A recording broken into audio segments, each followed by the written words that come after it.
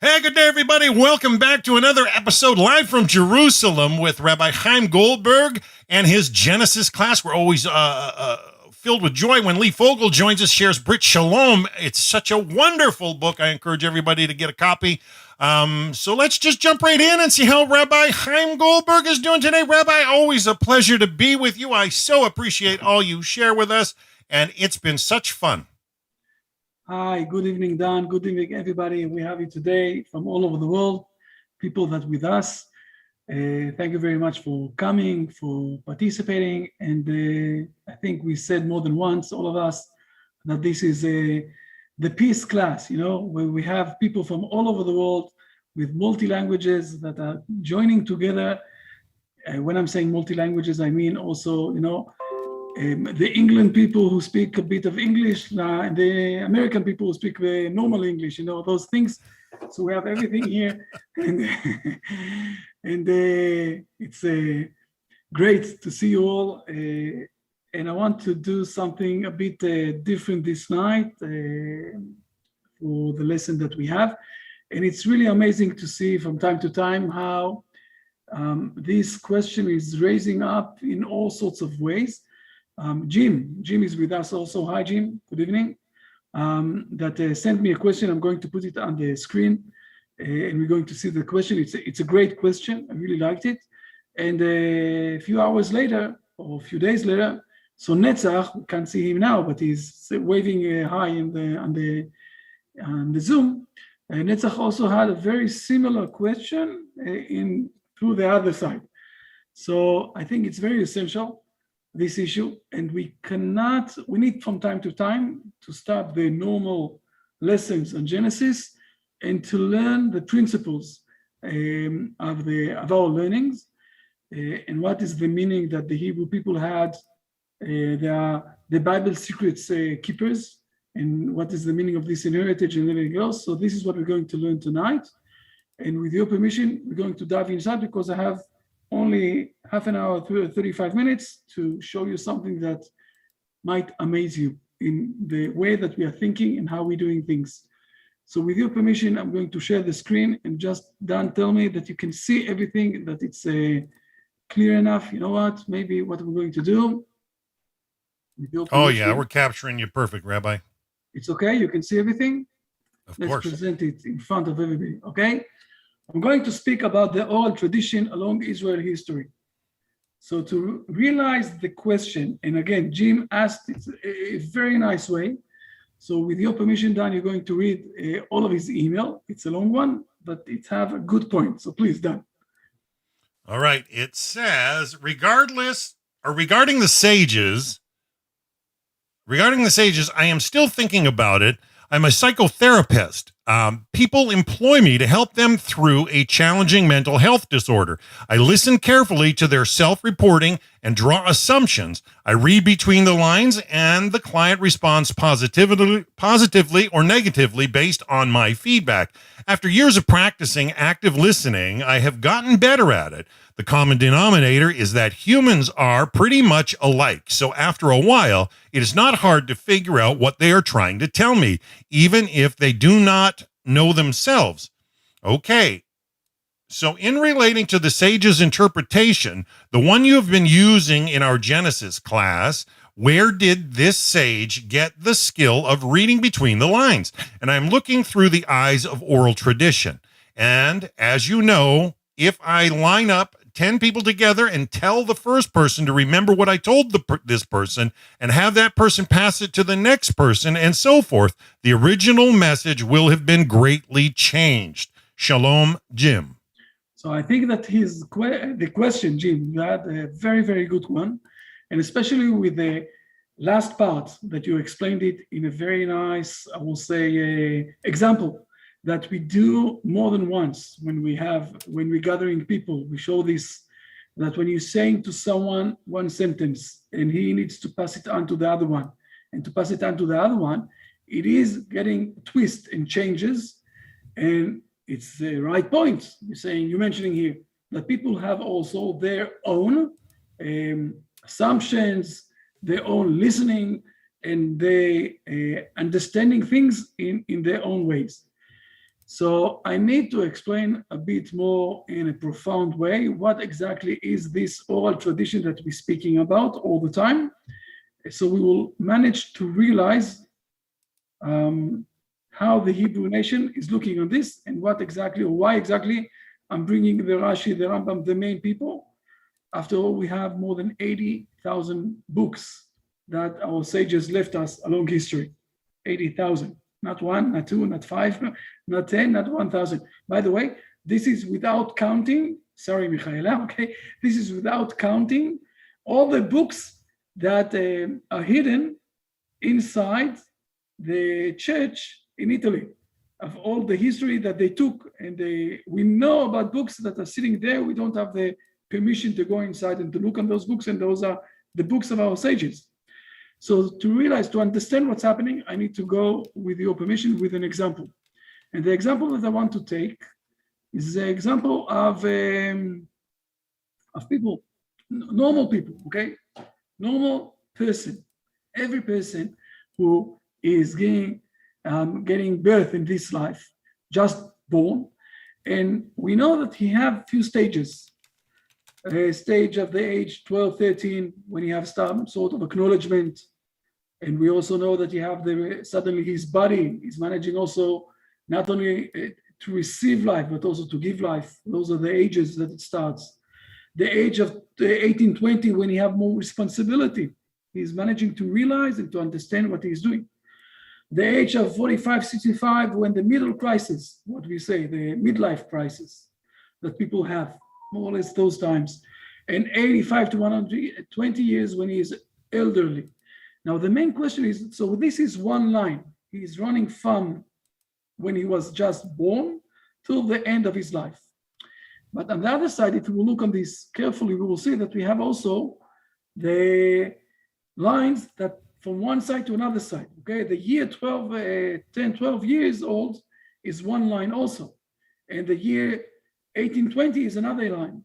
And the main question that we have here is, we know, and I'm sending here, if you want, I will click on the link so you will see it, that there is some sort of different, okay? The body of the human being, when he was born, it's not the same body when he's 18 years old. And it's not the same body when he's 45 years old. The body is getting changed. Okay, I can show you here. It's an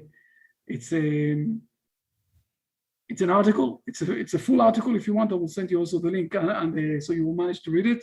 Okay, but there is some sort of a turnover in the human body, and there is it's a normal article, but it's a scientific article that it's explaining that we know, and we know that it is like that. Okay, the blood is the most fast changing, okay, and the other parts of the body is less, fast changing. But we say more or less that after 7 years we have a different body. So now the main question is, what exactly is holding us to say that this person is one person? You see the triangle on the side here? What is saying? Why we can't say that when he was just born, it's one person. When he's 20, 13 years old, he's another person. When he's 18 or 20 years old, he's someone else. When he's 45, 65 years old, he's someone all totally different. That it's one person, even though it's different stages in life.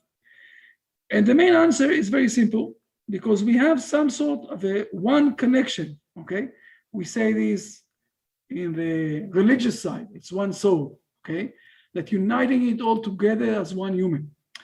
So we can say it one soul, we can say it's not only the religious side that it's saying that, it's also the philosophical side that it's saying that everything that you manage to gather in your mind and in your understanding is becoming one unit of person with all of their activities and all of the everything that he gathered along life.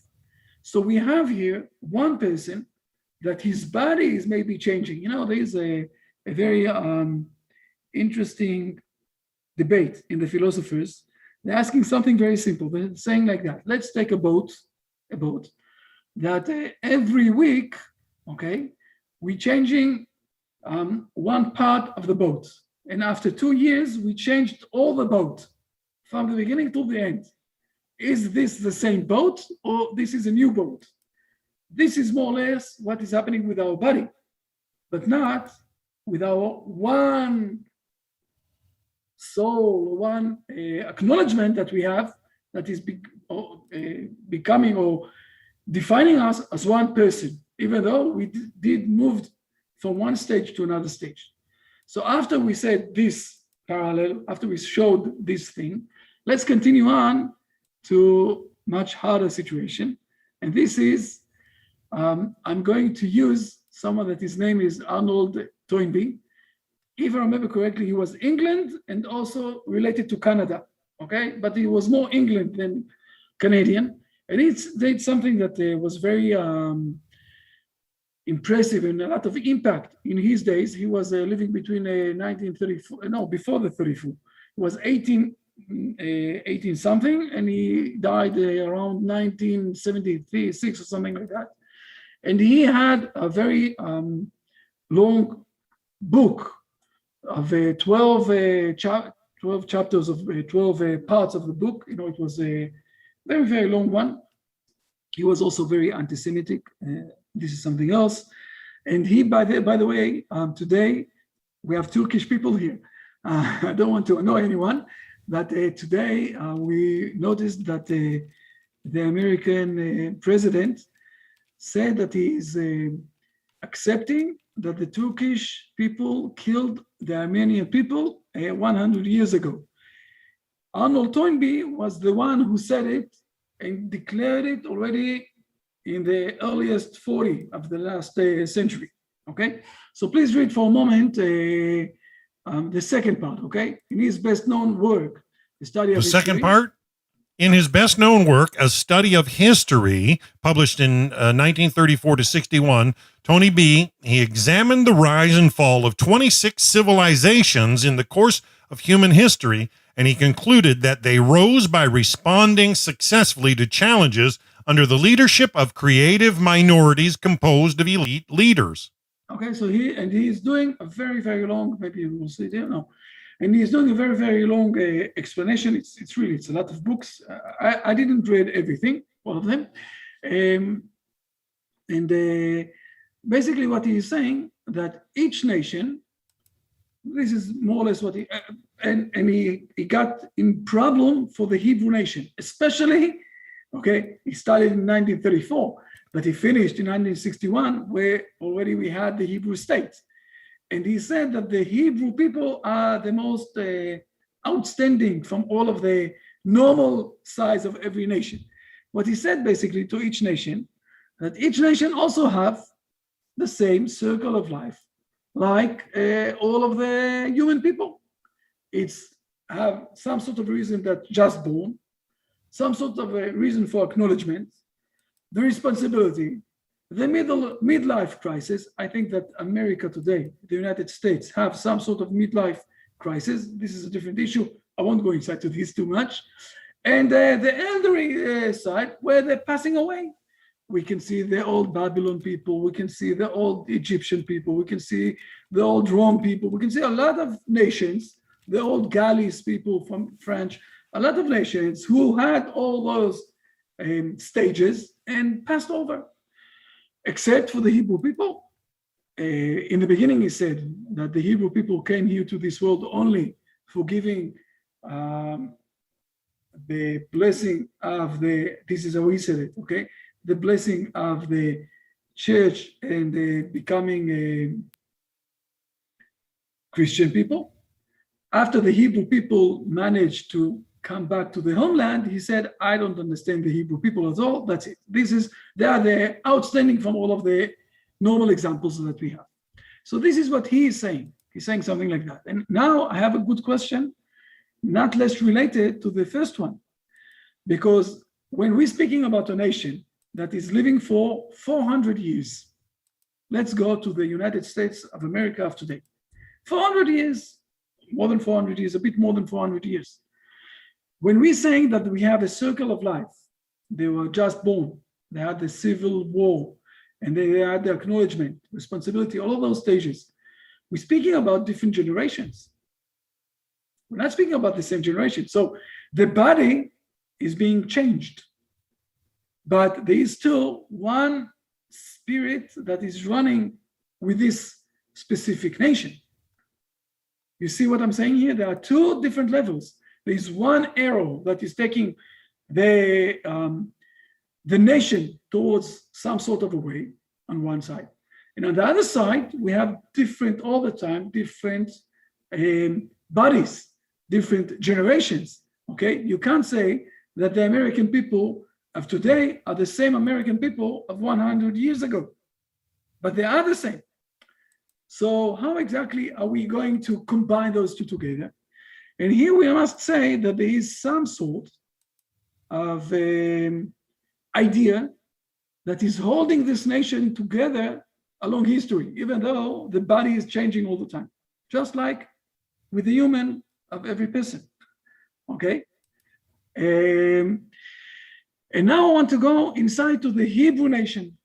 And the best way of me to start to speak about the Hebrew nation is to start with the ethics of fathers, okay? So please read for a moment the first Mishnah of ethics of our fathers, please. You did it yesterday, but for other Ethics things. of the Fathers. Moses received the Torah from Sinai and gave it over to Joshua.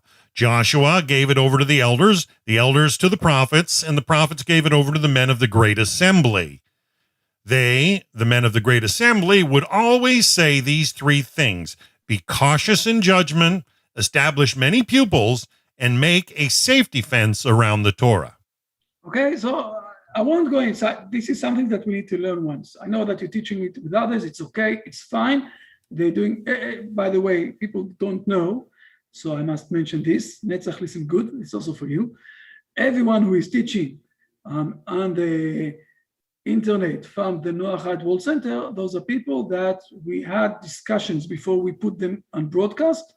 And we know that they know the broad lines, not to fall to things that are inappropriate for the Noachide people. And everything is fine, okay? We don't need to say all of us the same words, but we know the same way, Framework. the same direction. Yeah. Okay, but the main thing that we see here, that there is some sort of an growing up of the Hebrew nation between all sorts of kind of people that the oral Bible passed over from one side to another side. It starts with Abraham, Isaac, and Israel, Jacob. Okay, the reason I'm calling him Israel, you will see in a moment. Okay, that both of them, or three of them, are the just born area of the Hebrew people. And then the acknowledgement we saw when Moses took them out from Egypt, the responsibility when they went inside to the Hebrew land. Okay, Joshua and the elders took this nation to have responsibility on their lives. From now on, they won't have food from heaven, and they need to work for their food. They need to worship the land, to worship God. This is the way that they will get the land. And if they won't be in the right way, we are going to the middle life crisis where the prophets are coming. And if the Hebrew people are not listening to the way of God, as it says in the second parsha of the Kriyat Shema, what we say, that God will throw us out from this land. And this is where we have the great assembly when we're starting to come back, and then elderly, the long exile. And we see now some sort of a redemption that we return back to our homeland. Fine. We're starting to see that each stage have different people who are holding the oral tradition. Okay? Let's continue on to one stage ahead, and we will see that there is some sort of one line that is holding all of this to one direction. The spirit inside, the soul inside. Please read those verses. Oral tradition, you shall be to me a treasure out of all peoples, for mine is the entire earth. Exodus 19:5. For you are a holy people to the Lord your God. The Lord your God has chosen you to be his treasured people out of all the peoples upon the face of the earth. Deuteronomy 7:6. For what great nation is there that has God so near to it? Deuteronomy 4:7. Okay, so now we have something very interesting here. First of all, it's not dual way. It's not that we did some sort of connection with God and he did with us. It's not written like that. Listen good what it is. It's written down here in a very careful way. This is how it's written down. God did one-way direction. He decided that we are supposed to do this and this. If we will behave in the right way, we will do this in this land. If we won't behave in the right way, we will do it outside this land. This is what he told us. And the second thing, when we're saying here this word treasurer, the word in Hebrew is sgula. Sgula is in a moment I will explain this word. It's very important, okay? It will explain also other things that we want to hint for tonight. But the word sgula mainly says that God decided to put some sort of ingredient inside this nation. And I must say, don't even dare to think that it doesn't have any personal relationship with the things inside, okay? The elders are speaking a bit different than the prophets.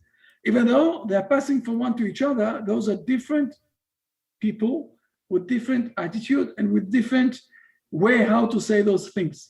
We have two Bibles, the one that is written down and the one that is passing along history in different stages of the Hebrew nation, and it's also a bit different, and I'm going to show an example for that.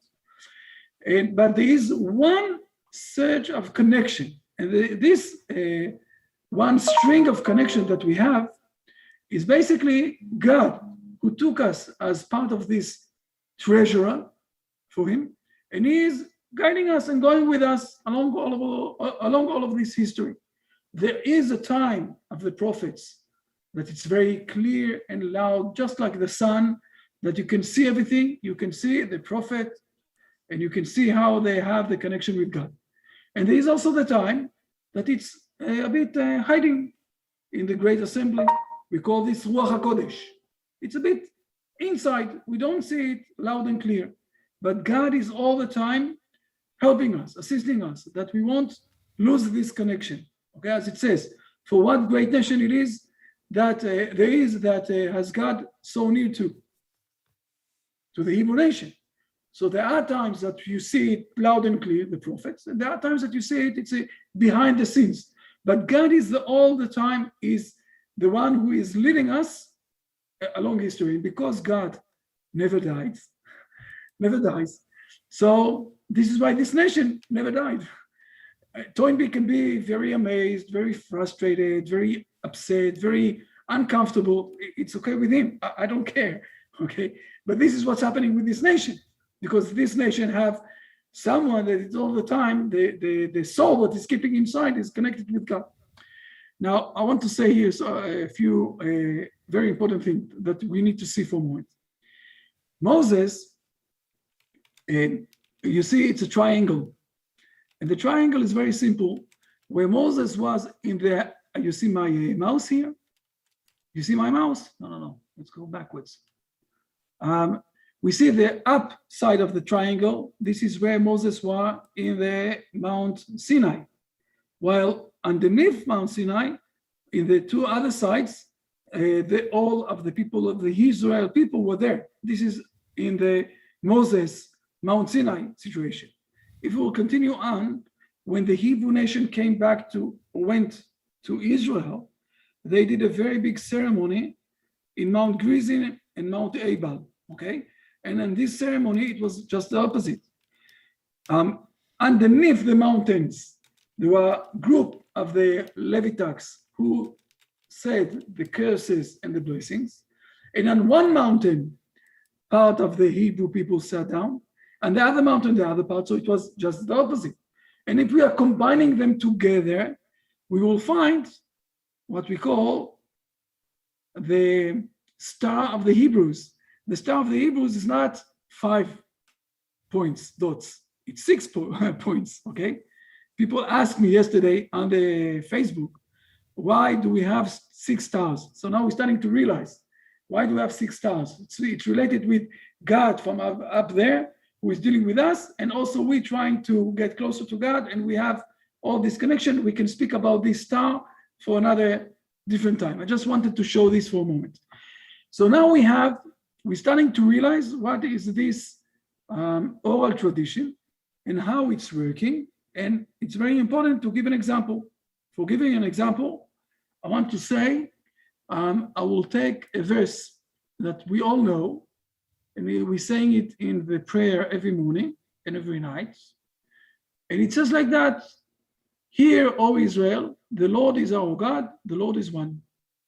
Now it's written down in Deuteronomy, but the Midrash or our sages are saying that when was the first time that people in Israel said it?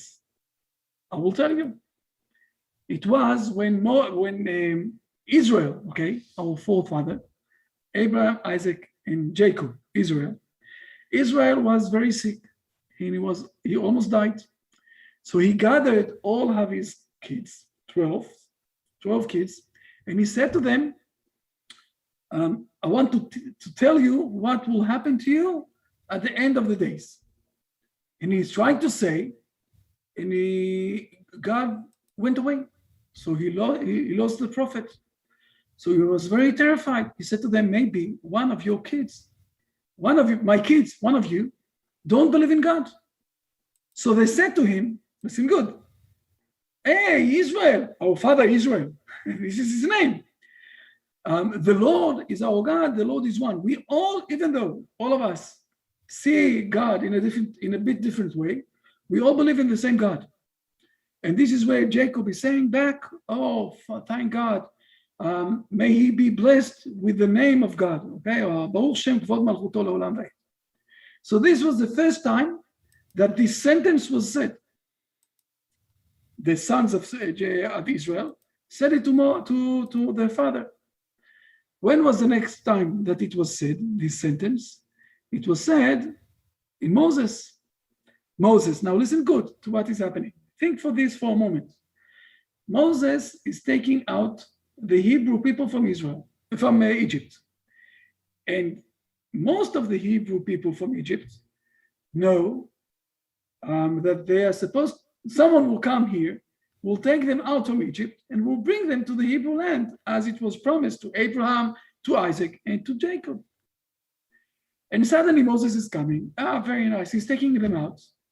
And he is bringing them to Mount Sinai, and he's giving them some sort of a Bible. They said to him, you invented this from Jethro. Nobody said to us that we're going to get some sort of a Bible, an oral Bible, a written Bible. So why did you took this? After 40 years, when Moses is giving his big preach, and he's saying to all of them, okay, in 40 days, he's concluding all of this Torah.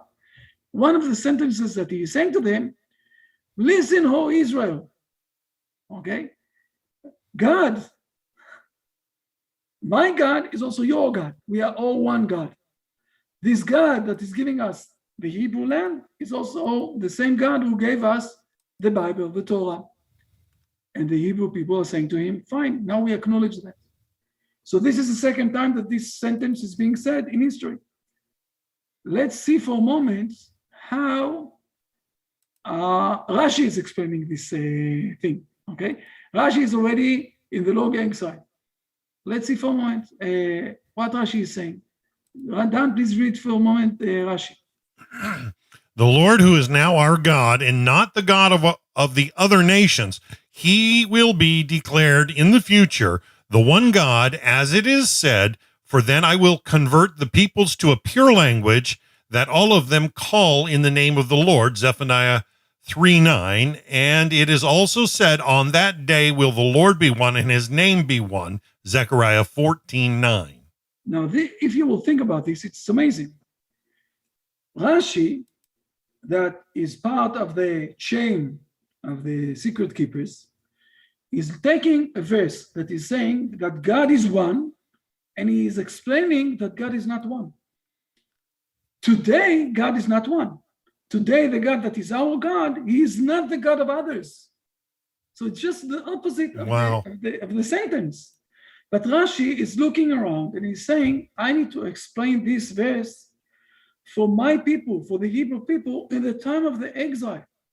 And in the time of the exile, we must admit that the Hebrew nation believes in one God, in the unity of God. But where we are sitting, we see that most of the people around us believe in Jesus, believe in other things.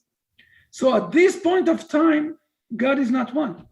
But this is a mission that we have, the Hebrew people, when we will come back and everything else, to work that everybody will acknowledge that God is one and that we need to reunite all of us together towards this one unity of God. So Rashi is taking this verse and suddenly explaining it in a bit different way that is related to the time of the exile. And it's also because he have what we call in Hebrew Ruach HaKodesh, he have the Spirit of God inside him as part of the chain of the Hebrew tradition. It's not that people are saying one to each other and starting to not to understand one each other. No. We lost, by the way, we lost part of the things that didn't pass along history because people forgot or something like that. But the main thing stayed. And we see how Rashi is explaining this a bit different. But I want to show this, how the Rambam, the Maimonides, Rashi was 900 years ago. The Maimonides was 800 years ago. So let's read for a moment. The Maimonides is also in the middle of the exile. He is sitting 100 years after Rashi. Rashi was sitting in France, and the Maimonides is sitting in Egypt. Okay, Rashi is sitting inside the Christian world, and the Maimonides is sitting inside the Muslim world. Let's see for a moment how he is explaining this sentence. You will be amazed also. Please read this one. This God is one. He is not two or more, but one unified in a manner which surpasses all unity that is found in the world. He is not one in the manner of a general category, which includes many individual entities, nor one in a way that the body is divided into different portions and dimensions. Rather, he is unified, and there exists no unity similar to his in this world, if there were many gods. The knowledge of this concept fulfills a positive commandment as implied by Deuteronomy 6:4. God is our Lord, God is one. Maimonides. Okay, so the Maimonides, in the beginning of his big phenomenal book of 14 books, okay, that is explaining a lot of things that we need to do.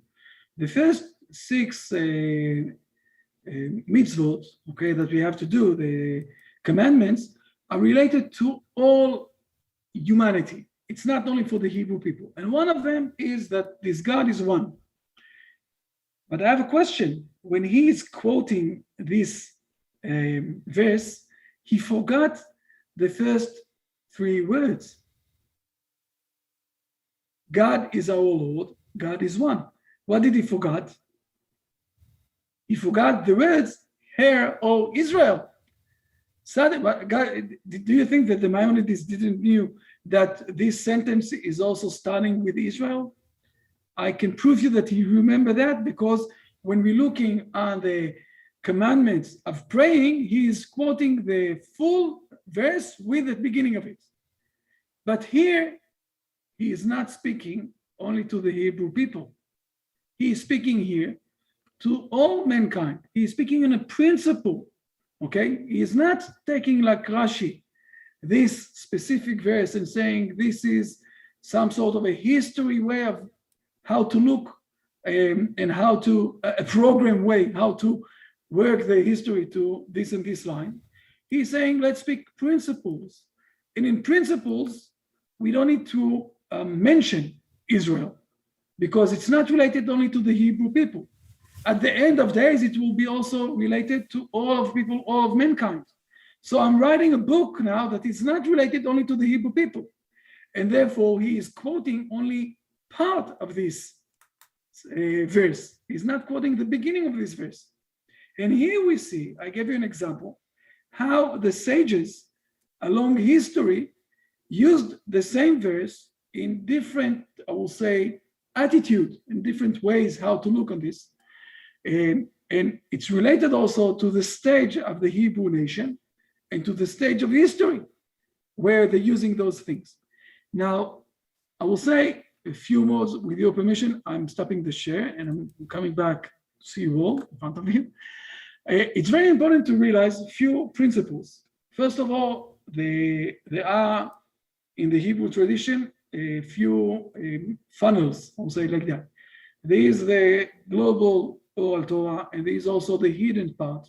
The hidden part is being taught from one rabbi to his student in a closed room. And of course, it's all based also on the self-interpretation of each one and one of the sages. And the question is, who is a great sage and who is a lower one? It's a question that all the time we have those questions. And I think that once Netzach said very, very nicely a few months ago that after 2 generations, after they died, they passed away, we're starting to see where we're putting everyone, and if he was one of the greatest or only one of the sages of the Hebrew nation. Today we have, or each generation, it's also written down in Deuteronomy, each generation we need to listen to the sages that are inside the same time. It's very important also to have sages that you're sticking with and you're going with, and it's much more important to learn the Bible and the things with someone that is alive, and not with someone that only, with the books. With the books, you're getting it in a lower way, and it's not alive. We are not the book nation, we are a live nation. One of the things that I'm speaking or I'm saying to people when they want to come to Israel, well, it's very interesting. I had a discussion last week with someone. It was very funny because they're Christian people and they want to come to visit Israel. And they said to me that they want to convince me to believe in Jesus. So I said to them, I said to them, it's very funny. I said to them, listen, if for 2,000 years we were sitting down inside, all of you in all of the exiles, and we didn't got convinced, I think it will be very hard for you to do this when we're sitting back at home. But they said it very, very nicely, okay? A lot of people today who are visiting Israel, coming and doing some sort of a visit, like touring outside the store, okay? They see the shoe store, they see the clothing store, but they're not going inside and starting to wear the things. And one of the things that we are doing, we're also getting them to knowledge, to meet people and to see how the Bible is alive. And this is one of the things that people are really missing. The Hebrew people is all the time, along history, is living the Bible in the right way, with the sages that are holding us exactly how to do this and everything else, with the Ruach HaKodesh, with the Spirit of God that is with us, as we said in the beginning,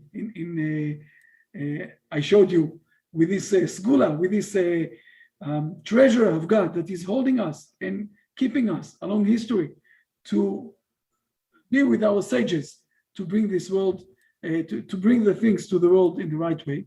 And today, I think we see something amazing, that this redemption of the Hebrew nation is the stage that we can start to speak and to say and to share the things that we have with others.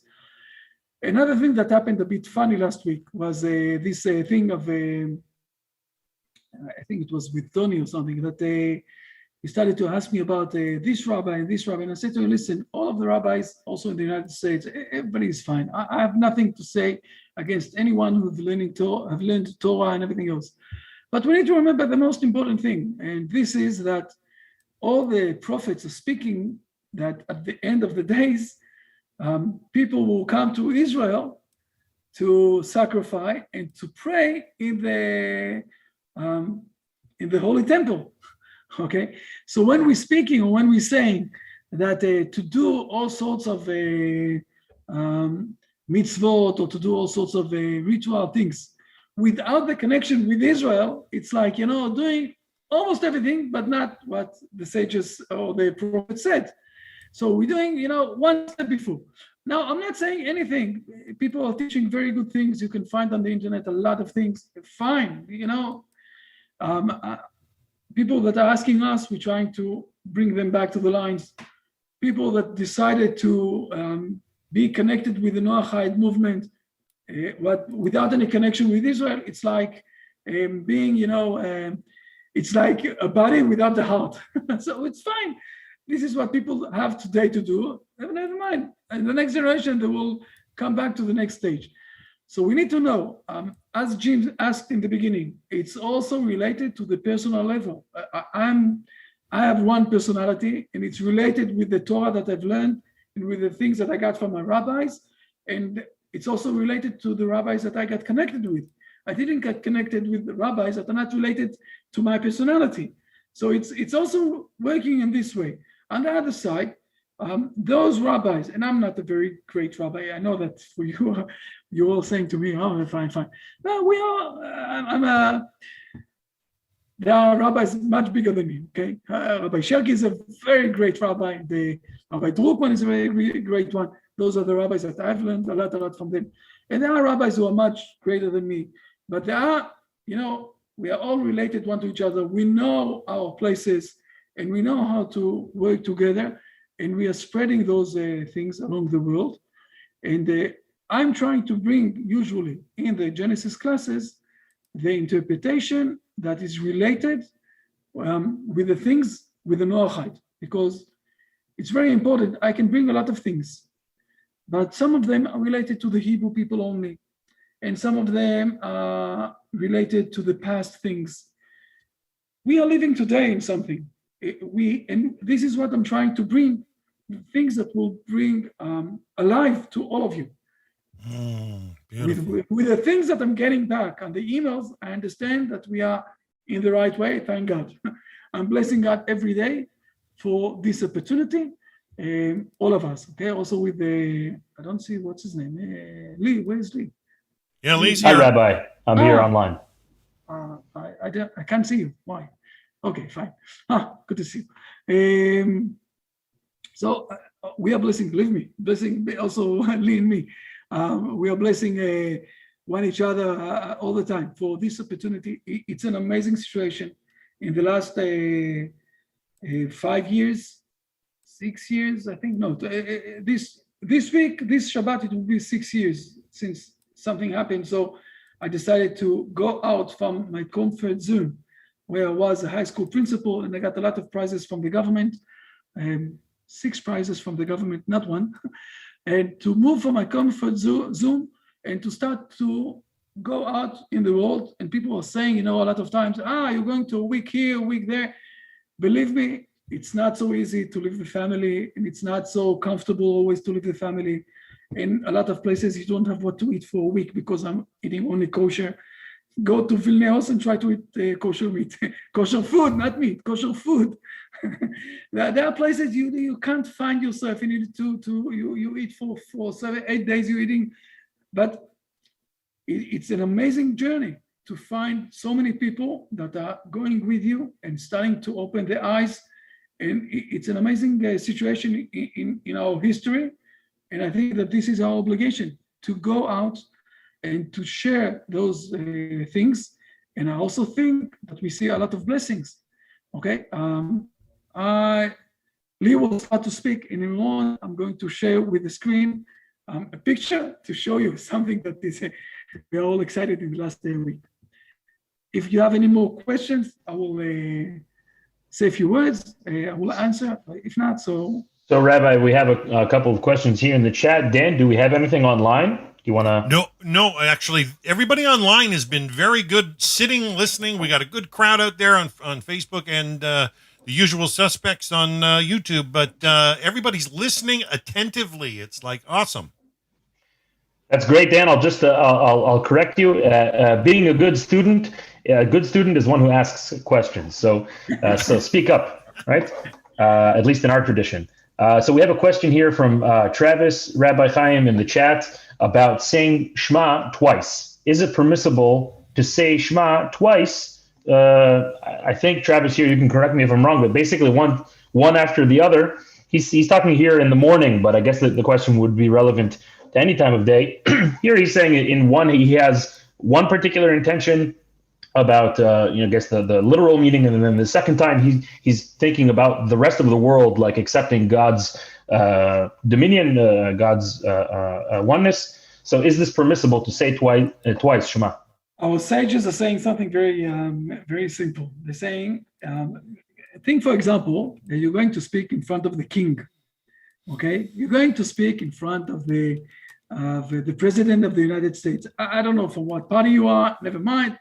Even if you are from the other party, you're going to speak for the president of the United States. You're going to sit down in front of him to say to him a sentence, and then to say to him, I didn't really thought about what I'm saying. I want to say it secondly. So, he will kick you out. You're not a serious person. That's it. So think that you're speaking in front of the king of the universe, the one who created all of this world, and you didn't thought what you're saying. It's not honorable. So what we're saying usually is not to say it twice, and think good before you're speaking. Okay? This is there's the element, Rabbi, though it's brought in the Jewish law at least, about that it shouldn't appear to others that as if there are like two forces. Right? Yeah, this is part of the thing also, that it won't appear like there are more than one force in this world. Exactly. Before you're asking the second question, let me share for a moment this thing. You all see this thing? Wow. With also the Italian is here, the German is here, the Russian is here, the English is here, the Hebrew is here, the Chinese is here, Portuguese, Spanish. Amazing. So no excuses. Everybody has to have a copy. Exactly. Now, we'll post a link where you can pick them up, folks. Yeah, we will. Okay, yes, more questions. Amazing, Rabbi. I don't know if that picture is available online for us to get a link to or to download. We will organize it. I will organize Great. So there's a question, not surprisingly, another one from Travis. So he asks about, I think maybe it's like, it's a little bit more philosophical question, but like the arguments that were taking place between the house of Hillel and the house of Shammai, if these arguments, this like division carries into the present day. Here he brings the specific terms of like conservative and liberal parties, but I think the general question is like, is that division like that we had in the temple, at the end of the temple times, like the house of Hillel and the house of Shammai, is this division carrying into the present day? This came, let me explain where it came from. On your first slide where you were bringing us up the chain from birth to the adulthood and the different stages, and it just keyed something that said that we're in a different stage of time now under the Father. And is this time about the same as we were looking at back then, when there was division back then among the leaders in the world? That's what Yes, this is a very good question. The truth is that to speak about the oral tradition, we can give a long course, and maybe we need to do this also, okay? Like we're doing in other issues, maybe we need to do also a course about this. I will surprise all of you. For the first 1,200 years, listen good again to the number. For the first 1,200 years, the Hebrew nation didn't have any argument to explain the Bible. Now, why didn't they have any arguments? Because we still had the prophecy, and we had a system exactly how to finalize, to decide all the arguments. So when an argument appeared, there was a system how to close it and to decide what is the answer. From the time that God went behind the shadows and stopped being in a straight connection with the prophecy, And we are trying to reorganize everything back, to restore everything back through the mind. This is where all the arguments started. Now, Bet Shammai and Bet Hillel, both of them are inside the lines. In the time of the 71st years of the Christian time of the first 70 years of the Christian world, that they started to count, the Hebrew nation had 6 or 7 parties inside. One of the parties was the Christian people. You need to know that the first Christian people were Jewish people. Also, Jesus was Jewish, but there were 6 different parties, and all of them were Jewish. And only after 70 years, with all sorts of reasons, the Jewish nation continued with one of the parties. Today we see in the Hebrew tradition 3 main parties: the conservative, the reforms, and what we are, okay, the rabbis, the Orthodox rabbis. If you will look closely to what is happening today in the United States, in other places, you will see that the conservative and the reforms are going away from the Hebrew nation. Okay, you will look at this, another 30, 40, 50 years, you will see that they are not part of the Hebrew nation. And the main question is what is going inside in the Orthodox rabbis. And the truth is that I'm trying not to speak about this in front of the Noahide people.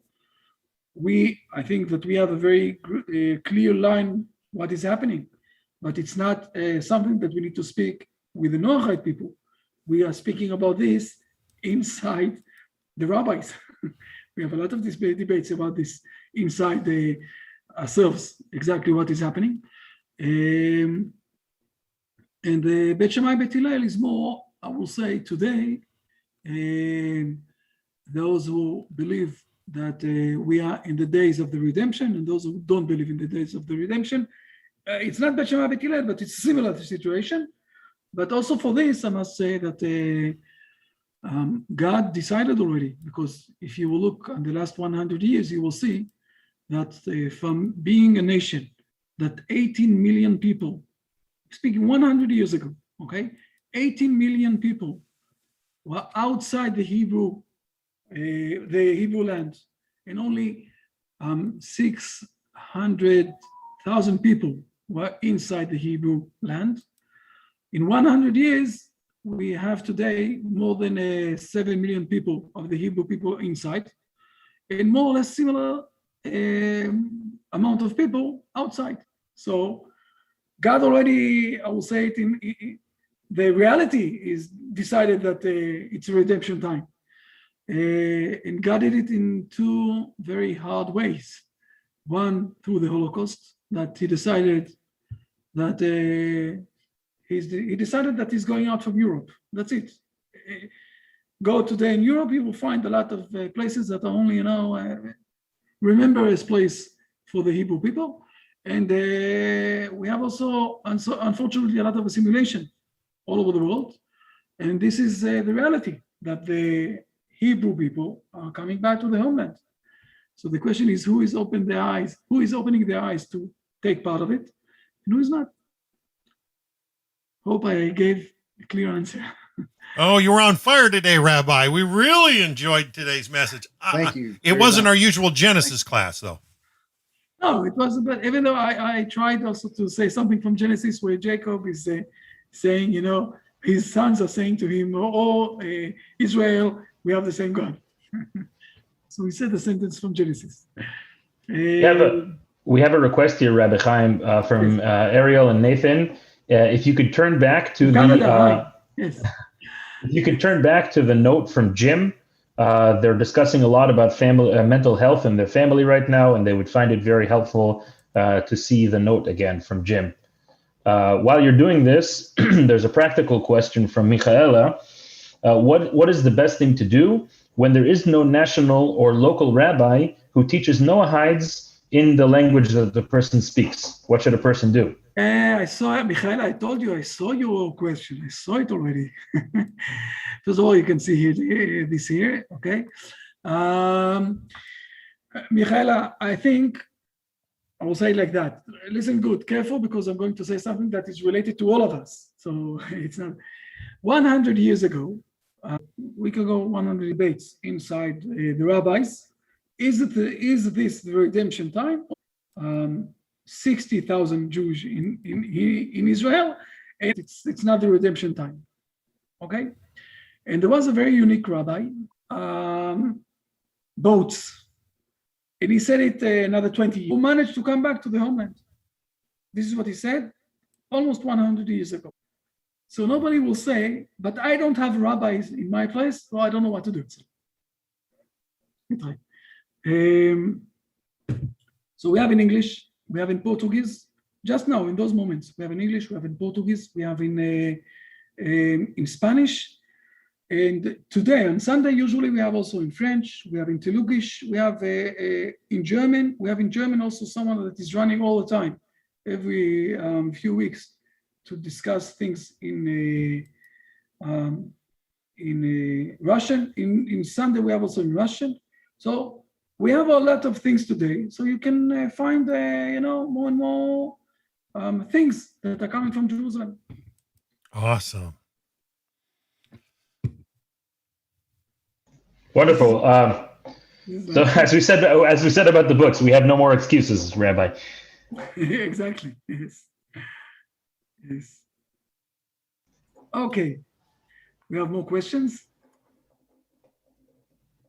We have here another question about from Travis. I'm not totally clear on the question. If I explain, the question is I read it, and this man says that humans are pretty much exactly the same, but I find that not to be true, because we have different life experiences that change our psyche, our conscious, our belief systems. They can't all be the same because we live in different cultures and different places around the world. We don't have the same teachers, nor the same parents, nor the same experiences throughout life. So every person is different in the way they look at and interpret things in life. So I'm wondering if he may be flawed a little in trying to lump everybody into one big lump of coal and say everybody is this much the same, that he can take what he tells one person and modify it for another. And I'm just wondering if he's really looking into each individual's special gifts and soul that they've been given. That's just me. I was just wondering if he might be mistaken, because in our teachings, we find that every individual is different in the way they look at it in whichever nation or whichever culture they come from. That sets their conscience, their belief system. So anyway, that was what the question was referring to. Rabbi, two points, please. Okay. First of all, Jim is here with us, and he can explain himself, I'm sure, better than me. But I will say something from my experience. Okay. And as I told you, in the last, except for the pandemic time, thank God, in Israel we finished with it. I don't know if you know that. We almost finished with the pandemic at all. But except for the pandemic, that I didn't went out. In the last 3 years, I did a few seminars in a few places in the world. And what I saw, that people have, I will say it in general, people have same emotions. They are getting offended from the same things. A lot of things are very similar with the relations with the parents, with relations with the friends, with the bosses in work and everything else. I think that what Jim is saying, that it doesn't really matter. I will say, in principle, it doesn't really matter from where you came or what exactly culture you are. You still have the same structure of builder as human. Of course, it's very, very important, the personal side, because each one of us is contained, and we spoke about this more than once, with different ingredients inside himself. So of course, you need to use or to teach each one and one of us in a different way. You need to listen in a different way between the lines, and everyone is really unique. Because if someone won't be unique, so one of the not unique person or people useless here. Okay, so each one of us are very, very unique.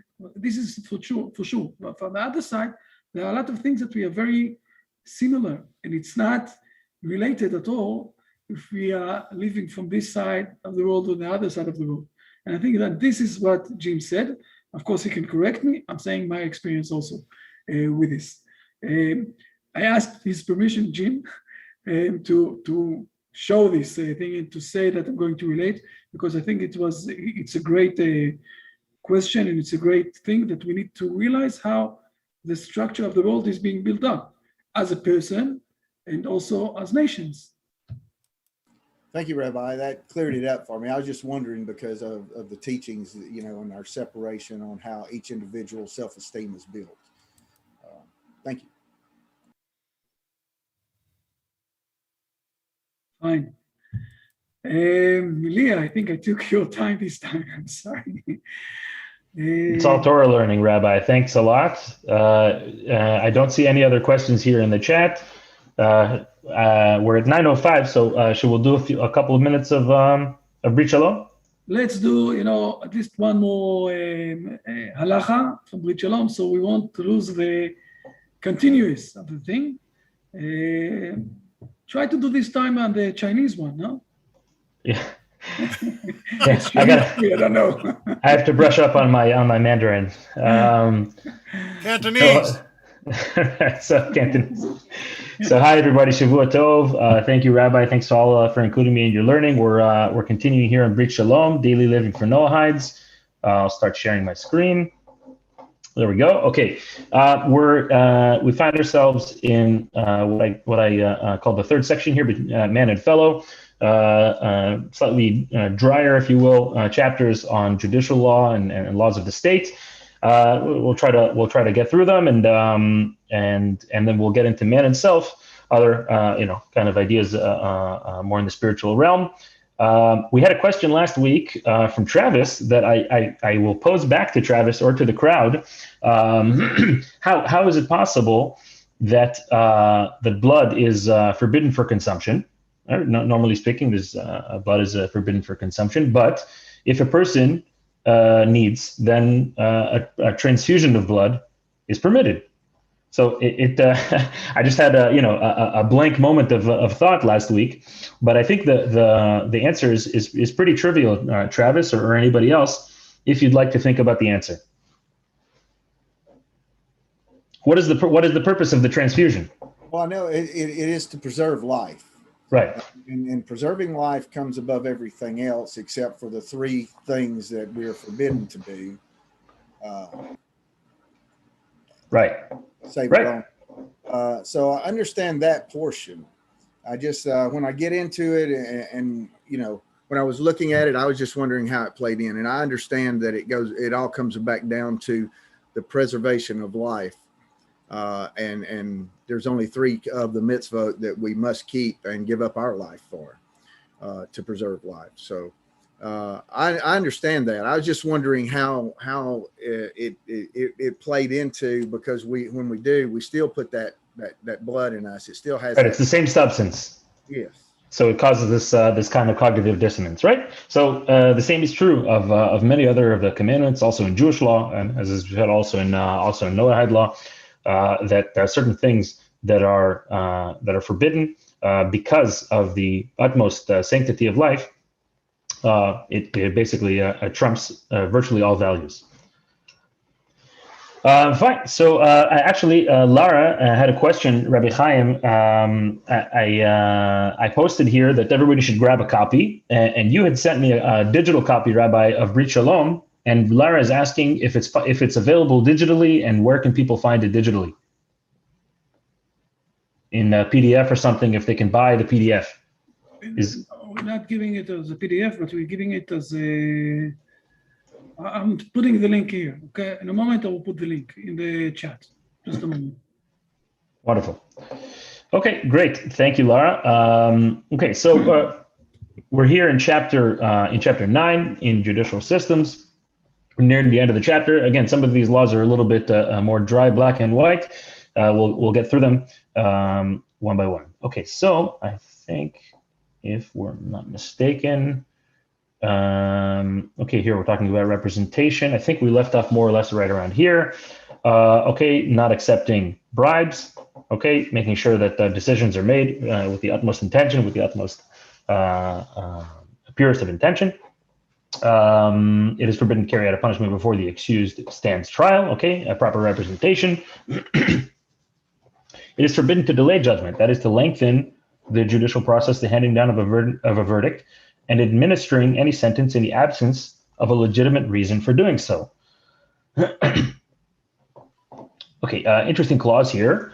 In our times, states do not set up courts obligated to pass judgment in accordance with Noahide law. It's not yet pervasive. It's not yet commonplace. However, it is possible in most states, meaning in most governments, in most countries, to set up an independent court according to the rules of arbitration and within the limits of the law.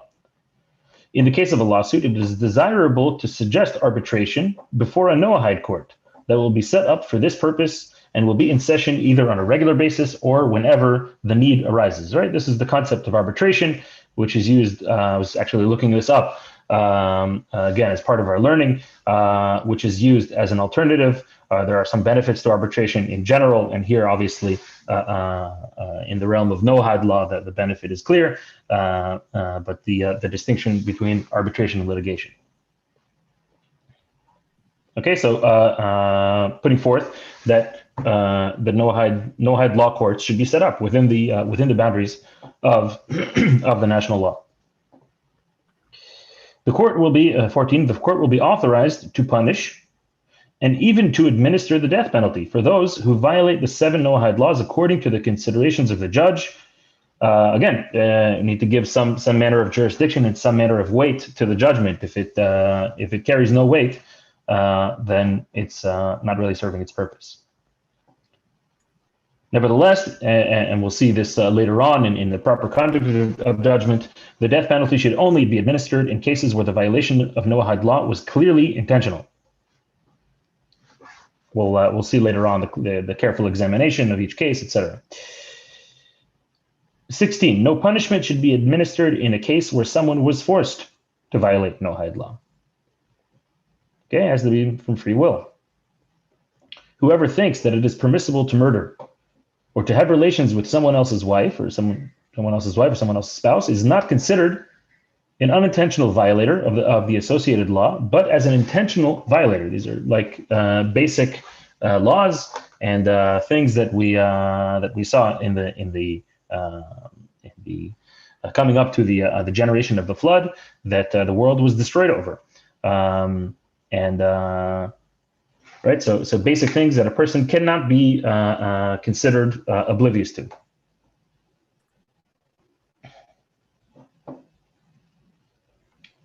It's possible to rely on a verdict handed down against a Noahide, even if there is only one witness, and that witness is a relative of the accused, and even if there is only one judge ruling in the case.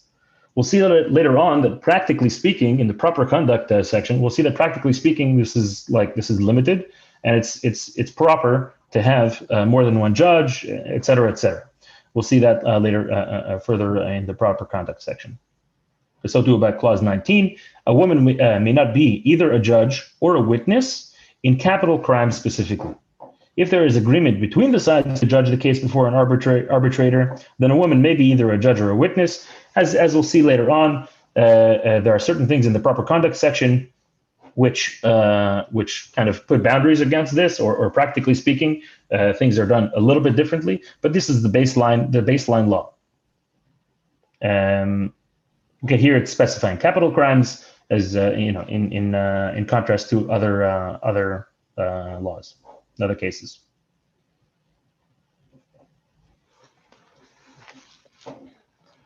Okay, the proper conduct section. 20, the judge will not hear the arguments of one side unless the other side is present. A person needs to be able to to counter to be able to defend himself.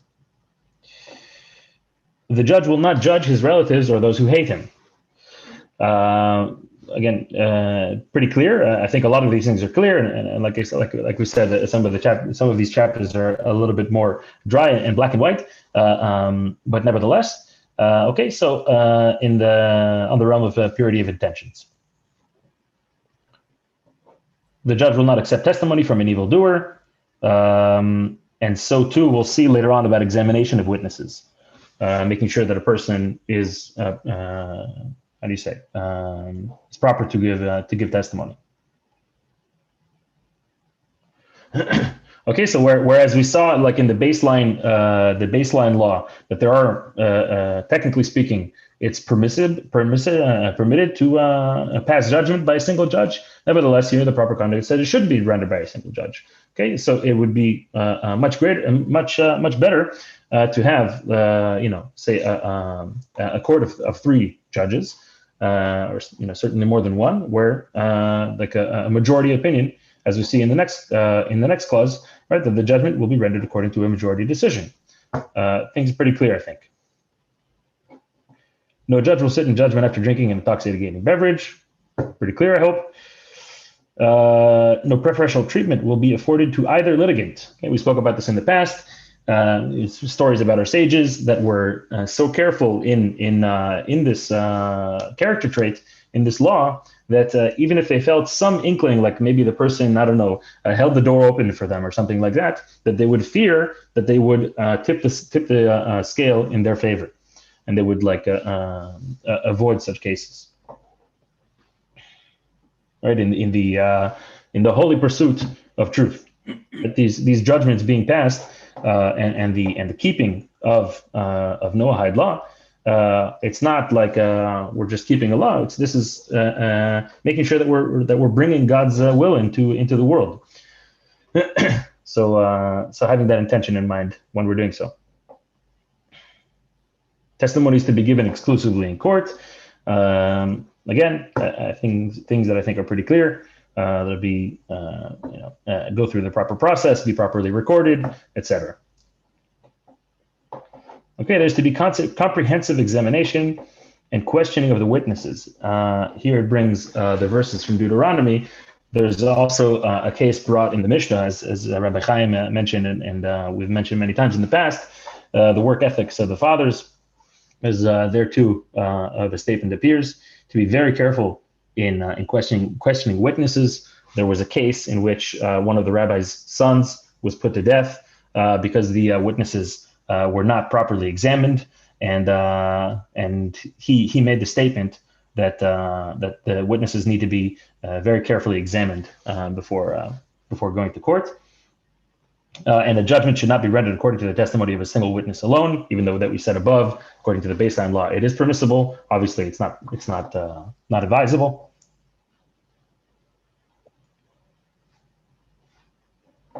Okay, and judgments are only to be rendered after careful deliberation and based on a profound understanding of the law. Okay, things that I think are all pretty clear. We also want to make sure that we're upholding the truth and giving people what they deserve, both in the positive sense and in the negative, carrying out justice, in the strict sense, and as we said, bringing God's will into the world. The statement here brought from Ethics of the Fathers, monumental piece that I would recommend you all. You can look it up here on Chabad. If you want to find like a basic commentary, you can also go to Sefaria. Right, so it's again from the first statement that Rabbi Chaim brought earlier about the passing down of the tradition. Right, but the men of the Great Assembly, they would always say these three things: we should be cautious in judgment.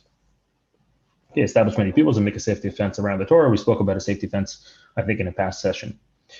Okay, we also have a verse here in Genesis saying the same thing. God teaching us a lesson in the story of the Tower of Babel.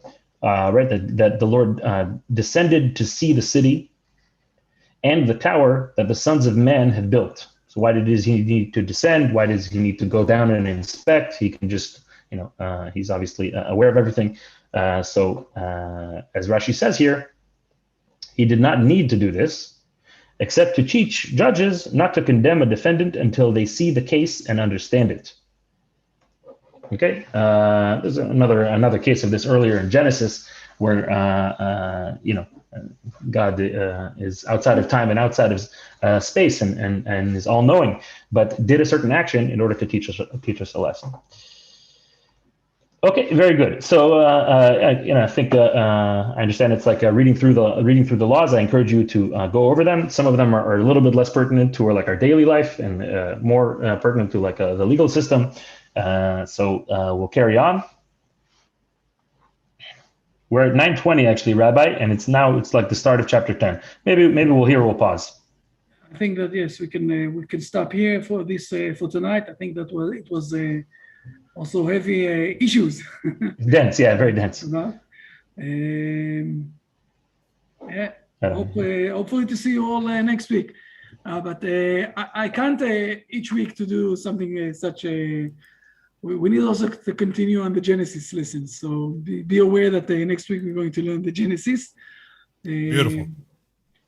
But thank you all for the questions. Those are very good questions and very essential ones. So I think that it's helping us. It's helping all of us to put the foundations in the right place. Excellent. So we're signing off for today, Rabbi? Yes.